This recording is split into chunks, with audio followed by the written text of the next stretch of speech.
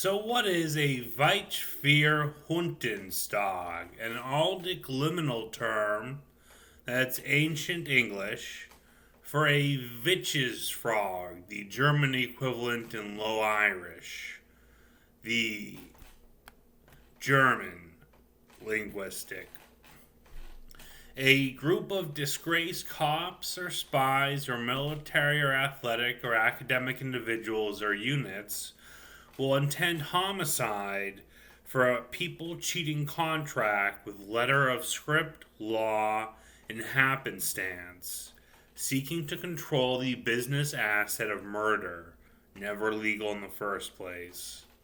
The two target bloodlines on United States soil, selected for purge for reasons which we will follow they support, are the following: Andrew Carnegie, a rare successful Tay-Sachs disorder,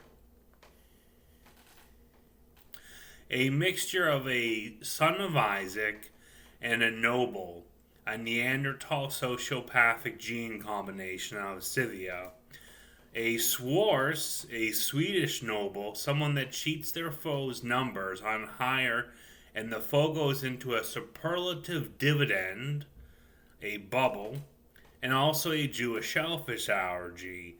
Andrew Carnegie's gene, bubbling their own property, then selling on recognized firmament before giving the accumulated largesse from sale to a charity function he can move around, hiding his future workers inside, moving up a watchtower structure by gear, with a noble wounded by a Jewish polyface, an Islamic cleric, that being a Jew posing as a royal line as an actor or actress, with the noble victim being a companion and devil's advocate, the devil being the ways of the advocate's own mother, not Carnegie's. Hence, he can defraud a group through the mother of the noble wounded. Now, let's look at the other one: William the Conqueror, a Tay-Sachs disorder with a potently crossed set of lines. Kurdish Dutch, a convenient repression and sequence of events upon foresight navigated. Deja vu. Ottoman Netherlander, military officers who take a single position then withdraw, with a victim of the same sex and gender alike chosen as their defeated captain.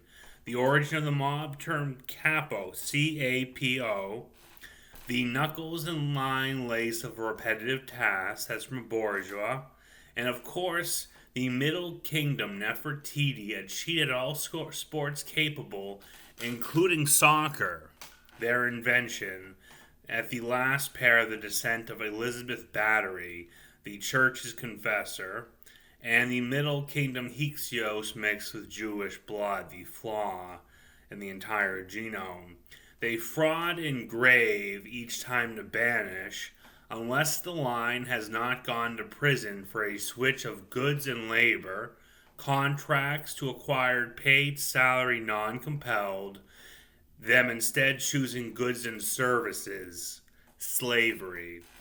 I've got two dispatched on my watch: B-Rock, that's Carnegie, dispatched by a job granted police commissar for Trump, Santa Claus, and Dr. Leo, a William, trapped in a masturbation simulacrum as Vladimir Harkonnen, the Earl of Tyrone, Hugh O'Neill.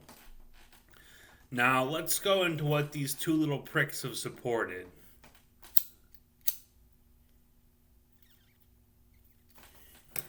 They have supported a Lafayette pogrom.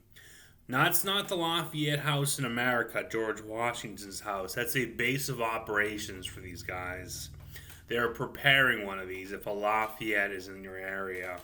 Between the 3rd century AD and the 20th century, on a variable cycle per century, a church order claiming foundership of nation, the Lafayette's claiming Washington, false, he's Mohawk native, has conducted a doctrine's pogrom, that's a genocide, attempting to deduce the locations of Gog, the blood of Isaac, and Magog, the blood of Ire, Both of them together protect the reliquary of legacy, the inability to draw loyalty through ownership of a person. That's right, you can't claim culture for followers unless you use the church, and we're against it. Gog and Magog. The Roman Empire, through the Catholic Church, wants to make their policy standard doctrine for the Israelite ledger shift, the model of the department store, like Macy's or Saks, except with a pogrom, that's a genocide, a punishment towards marriage trapping considered gay culture in Scythia under the antiquarian were both Gog, the Aryans, and Magog, the Irish, owe their origin as Abrahamic peoples. Gog, the Aryans, being a shellfish allergy, and Magog, the Irish, being an ambidextrous. The staging of the pogrom, which is the marriage trap, the gay culture, is required to pose as an academic question to a doctor to defend a particular policy, always the last one's effect on your country from being overseas. What was the disaster caused by the prior policy of the pogrom? And it has to be an Easterner, the non-necessary fight to the doctrine, however, with the act of sexual humiliation having occurred prior, with women's underwear mythologically in public to offend a supporter of the program. You say that, they were hazed by panties. Anybody? In public? You'll spot one. That's how I got Leo and B-Rock. Now that's a Fijian individual claiming black blood, Barack Obama. He's your pogrom leader. The key to understanding the pogrom is that it's pointless, since it relies on lawsuits, Gog, and legends, Magog, to even function. It's united as the executor of a will, as in inheritance given to anybody on the planet, through the deacons unit, the funeral and cemetery, created by Jesus, and the Nazarenes, the Jordanians, the Nazarenes, Jordan, the trap of the pogrom that it's run to end the Catholic Church, but the Catholic Church is trying to take over, and the theft of culture, which is moot, since there is no real currency beyond a tracker of breeding being the proper term of wedlock. Any family outside being removed from ledger, you're now a thief, a Jew. Not an Israelite, a Hebrew, or an Irish, a Gaelic. If you're a fake Hebrew, you're an Arab, that's a Jew. And if you're a fake Irish or German, that's a Jew. There's no return possible. So what's the proof of degree outside the system of the pogrom? A doctor, lawyer, or economist has to know that missing an allele in genes means that you can't figure out that breeding through maternal choice and carriage of women's gene is the necessity of birth, not belief in a standard system being dealt with through Lamarck and Malthus. Both of them flawed theory for the priesthood, the Catholics. Now, if you have the missing allele, meaning you're retarded or autistic, instead of the belief, meaning you're autistic, or otherwise a high schooler, it means you're a nurse, teacher, or secretary, not doctor, lawyer, or economist. So let's go into my personal stake in this. Why am I mixed up? It's the character in art you recognize as James Bond 007. This is older than the character. We plant this on every single anti-Semite responsible for a war we can find. We gave it to Ian Fleming, a Manxman, a Norse mafioso to write. He caused the invasion of France through Germany. He made the war much worse. But let's go into this guy. He has a particular gene called a morphative hydronomic, where he can use references to poetry to kill by placing somebody outside the bounds of accounting, the response to the own sign of identity. That means the father practices ninjutsu Buddhism, and the mother is offensive to Italians. She drinks beer, not wine, regularly. That's how the feces is formed to produce this, the bondersman gene. The mother or father with the genes attached will defraud a place of credit upon having a child that causes a grievous injury, you win, then placing the target space, the Sicilian Italian gene, our target, the natural prey for the genome, for seeking a homosexual fraternity and heterosexual business.